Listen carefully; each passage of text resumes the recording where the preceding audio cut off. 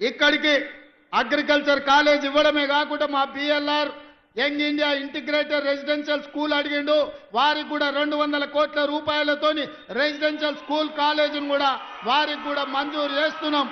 Advanced technology centre మా పద్మక్కకు కోదాడకు కూడా ఇయ్యదలుచుకున్నాం. అదేవిధంగా అడ్వాన్స్ టెక్నాలజీ సెంటర్ కూడా కాగితం ఇచ్చిండు లక్ష్మారెడ్డి, తప్పకుండా ఇస్తాం. అదేవిధంగా మిగతా కొన్ని అడిగిండు, ఒక్కసారి ఇవన్నీ లెక్కలు చూసుకొని వీటి మీద మళ్ళీ మొత్తం హుజూర్ నగర్ అన్నీ ఇన్నే చెప్తే మిర్యాలగూడలో మళ్ళీ లక్ష్మారెడ్డి మీటింగ్ పెట్టాడు.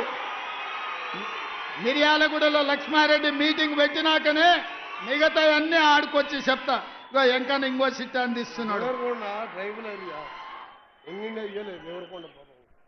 దేవరకొండ కూడా బాలు నాయక్ మంచి మిత్రుడు. దేవరకొండ మా పక్కనే ఉంటుంది, మా కానుకొని ఉంటుంది అవతల అచ్చంపేట నుంచి. మా చుట్టాలంతా అన్నే ఉండరు. అవునా?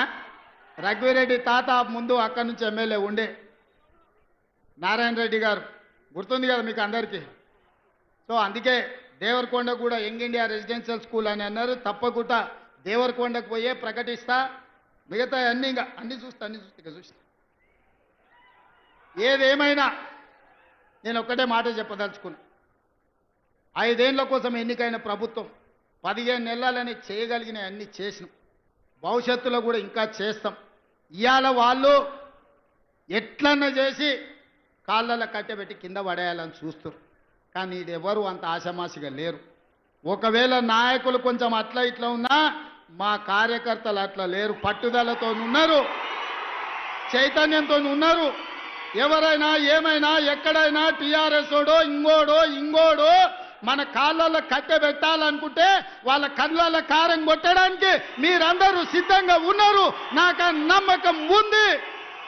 మీ శక్తితోని, మీ యుక్తితోని, మీ పోరాటంతో, మీ సంకల్పంతో ఈనాడు తెలంగాణలో ప్రజాపాలన వచ్చింది. ఈ ప్రజాపాలన ప్రగతి బాట వైపు నడుస్తుంది. మీరు అండగా ఉండండి. 10 ఏళ్ళు ఈ తెలంగాణ రాష్ట్రాన్ని అద్భుతమైన రాష్ట్రంగా దేశానికి